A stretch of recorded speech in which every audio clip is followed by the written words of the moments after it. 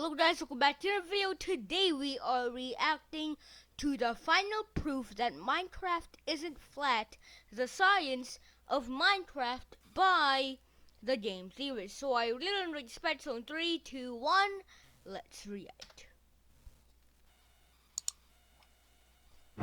Dear Mojang. Wait, you know what? This is not even about Mojang. This is about you guys. Yes, you, right now, watching this video. I mean, okay, not all of you, but I am fed up. You hear me? Every time I do a video on Minecraft that at any point has to deal with the planetary properties of its world, whether it's about how fast it spins or the properties of the Nether as a separate planet, I get the same tremendously irritating comments. But didn't you know, Austin, Minecraft is flat? Oh, really? Really? Minecraft is flat. That's how it's gonna be, huh? A video from Matt proving Minecraft isn't flat using the properties of gravity isn't enough. What about a video from me calculating that it would take a fuel tank the size of 2 Neptunes filled with rocket fuel in order to accelerate a flat planet enough to experience gravity according to Einstein's principle of equivalence for only 1 year? And when you ran out of rocket fuel, you would end up floating into space because, you know, no change in velocity, no more gravity. Right. The end.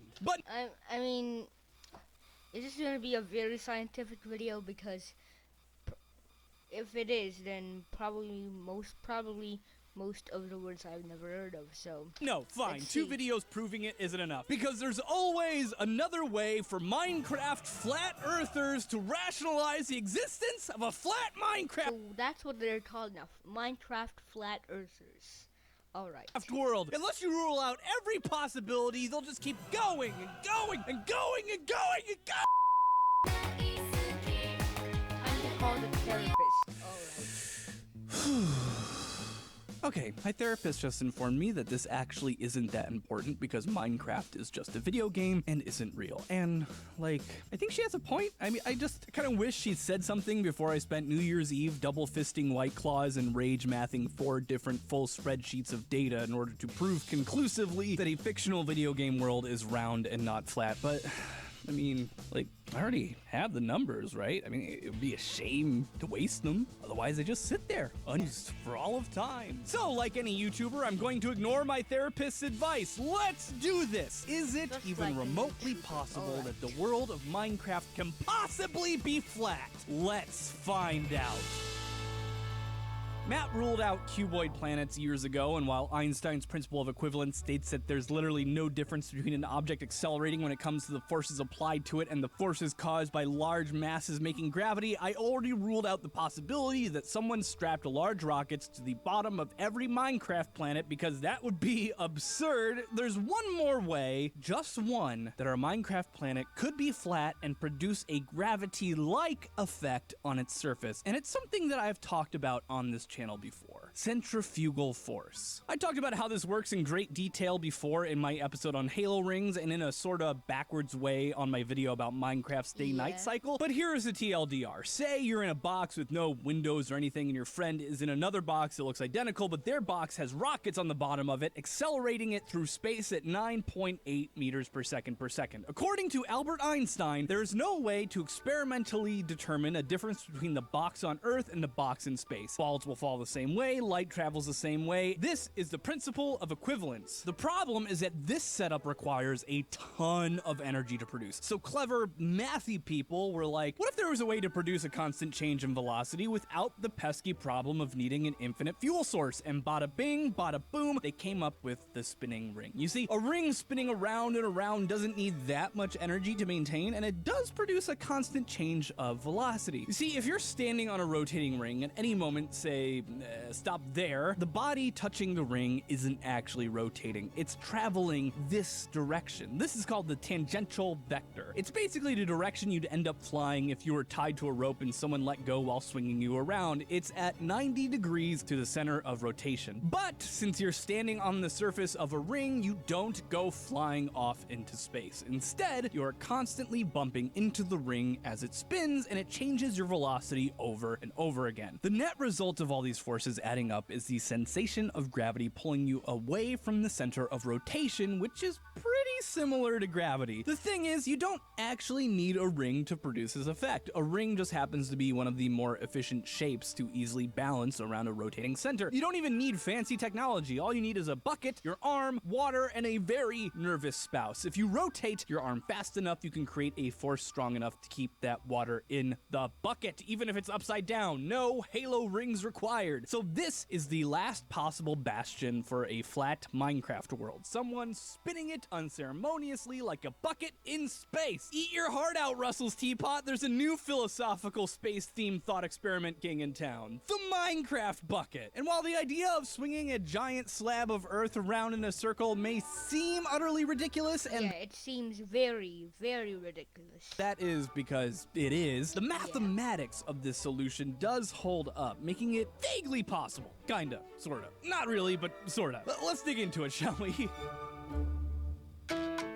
We already know some of our limitations right off the bat. Interestingly, several constants in the Minecraft world viably survive this bucket in space scenario. Providing you had rigid enough sides, you could hold in an atmosphere no problem. This also explains the weirdly consistent sky no matter where you fly at night and the seemingly random biome. Since the entire surface is supposedly flat, you don't really get a new viewing angle to the rest of space the way you do when you're living on a sphere. So the sky being pretty much the same everywhere makes a lot of sense, and the random displacement of environments is kind of plausible. We have a lot of unknowns, but there's a lot of stuff working in our favor. For instance, we know the rotational rate for a fact, since a Minecraft day is 20 minutes long. Presuming the light source is somewhere near the center of rotation, this actually limits us by quite a bit. I say light source because, well, if it's a star, things get awfully complicated really quickly. We'll get there eventually. Okay, so we have a big fat slab of Minecraft in space tied to some kind of space rope swinging around, and since the day-night cycle is 20 minutes long, we know that it must be making one complete revolution every 20 minutes. Next, we have to measure the gravity of a Minecraft world by falling to death from a specific height and timing how long it takes us to get there using this handy formula, which gets us a sweet gravitational pull of 32.4 meters per second squared of gravitational acceleration over 3 Gs. And with this, we actually have all the information that we need, because the sensation of gravity you feel from a rotating body is created by centrifugal force caused by your changing tangential velocity and its direction and speed, meaning the longer your radius, or the more frequently you spin around, the more gravity you feel. Since our spin rate is fixed at 20 minutes, 1200 seconds, and we know our gravity, our radius, that is our distance away from the center of rotation, must be a fixed, predictable distance. Using this formula and plugging in our numbers, we can figure out that our Minecraft planet must be swinging from a rope 1.2 million meters long in order to 1.2 million meters long. Wow. That's a very long rope. But where does the rope start?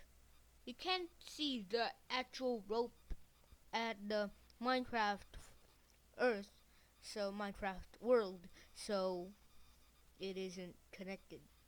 So that's what, I don't know. to create 3.3 Gs of gravity. Sweet! Okay, case closed. It's possible. Pack it up. We're going home. Not even close. I am just getting started. I mentioned a light source before, and this light source ruins everything. You see, Minecraft isn't just a barren rock, it has life on it. Grass, trees, lily pads, cows and sheep to eat the grass, and lions to eat the...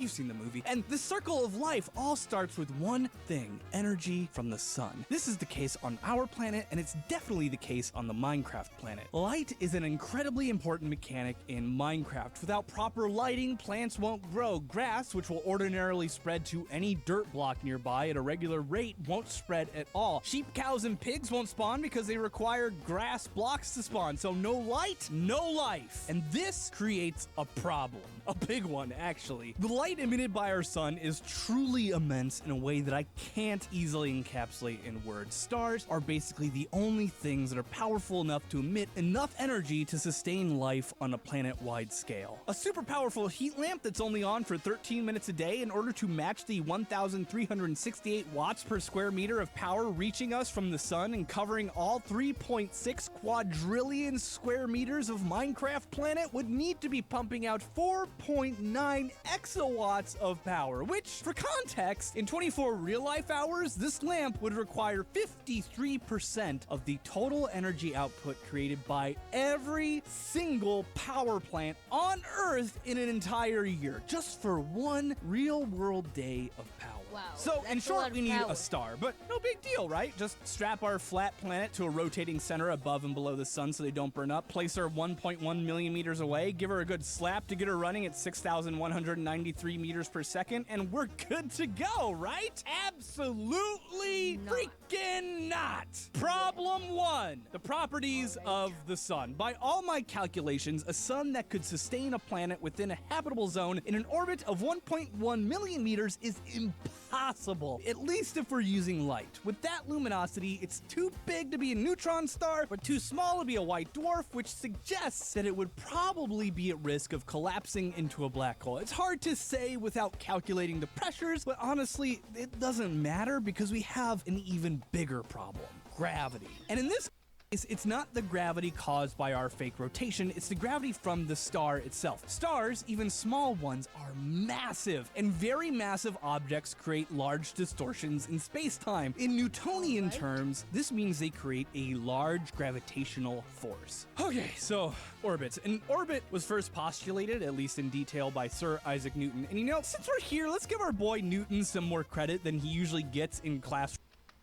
the world, because the story goes that humans are really stupid, and Newton was the first non-stupid person to realize that objects fall down because he saw an apple fall from a tree, and bam, like that, the dude invents physics. But obviously humans knew about gravity before Isaac Newton. The story is actually way more awesome than that, and it really betrays the actual genius that was this guy. What actually happened was the guy was sitting and saw an apple fall. That part is true. The part that's often left out, though, is that he saw an apple fall on a windy day. What he noticed was that the apple picked up sideways speed as it fell, which caused it to not only follow a longer arced path, but take a longer time to reach the ground. From this, he was like, hey, in theory, could you give something enough sideways speed that not only would it take a longer time to fall down and follow a curved path, but it would be going sideways so quickly that it would just miss the ground over and over and then just keep falling forever, and boom! Orbits from nothing but falling apples and wind. That's all an orbit is in Newtonian terms. Any object falling toward another object can fall forever in a circle around it if it's going sideways fast enough. This sideways speed is called the orbital velocity, and it has some interesting but easy to understand quirks. The closer you are to an object you're orbiting, the stronger its gravitational pull is. Therefore, you have to have a faster sideways speed in order to avoid hitting it. Therefore, objects in higher orbits, while they have more potential energy in them because they're higher up, are moving in slower speeds in relation to the object they're orbiting around. TLDR, the closer you are to an object with high gravity, the faster you have to move to overpower that gravitational pull and get into an orbit. Does that make sense?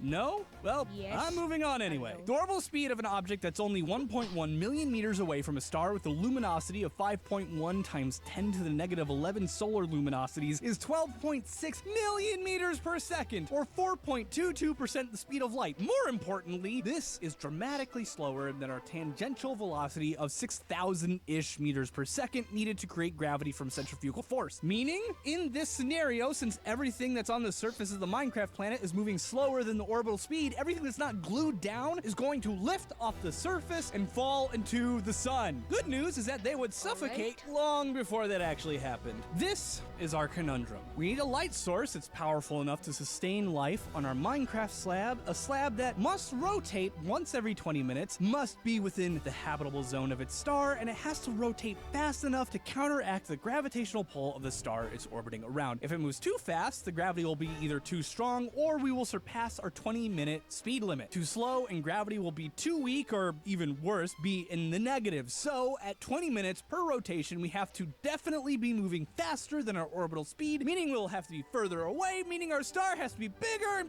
it's an impossible balancing act involving this huge spreadsheet to figure out. Oh, and there's also this fun problem that if you go That's a very huge spreadsheet. How do you even read that? I don't know.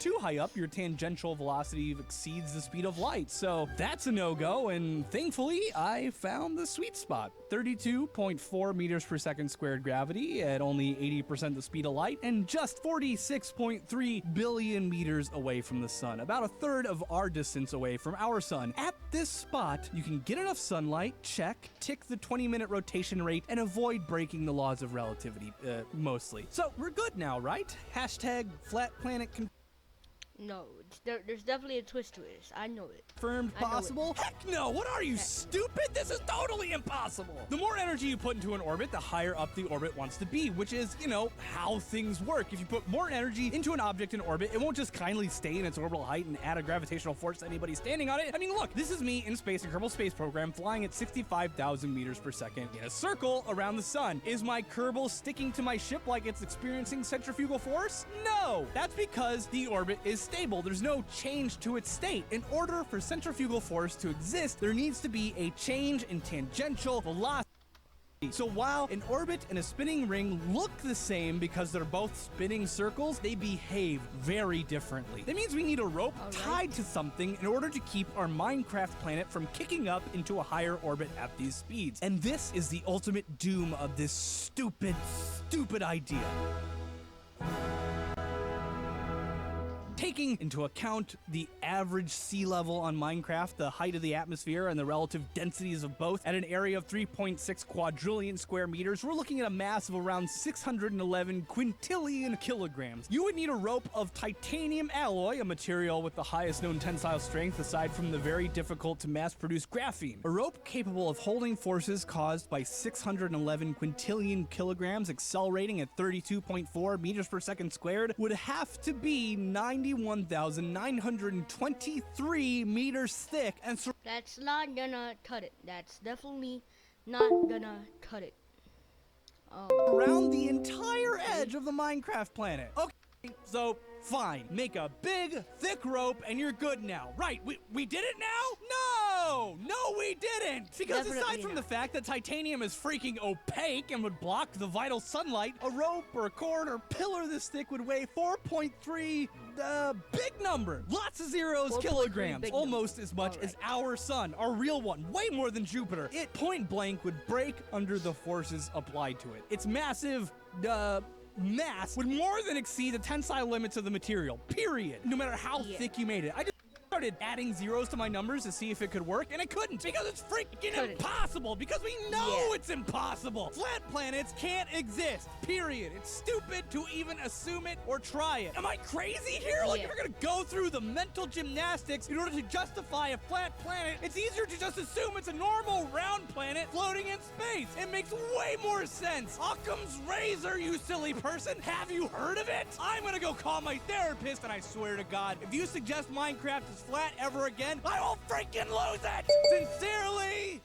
I mean, yeah, he's lost it multiple times and you don't want to see it again. Austin. So yeah, guys, thanks for watching. And of course, peace out, Black. Peace.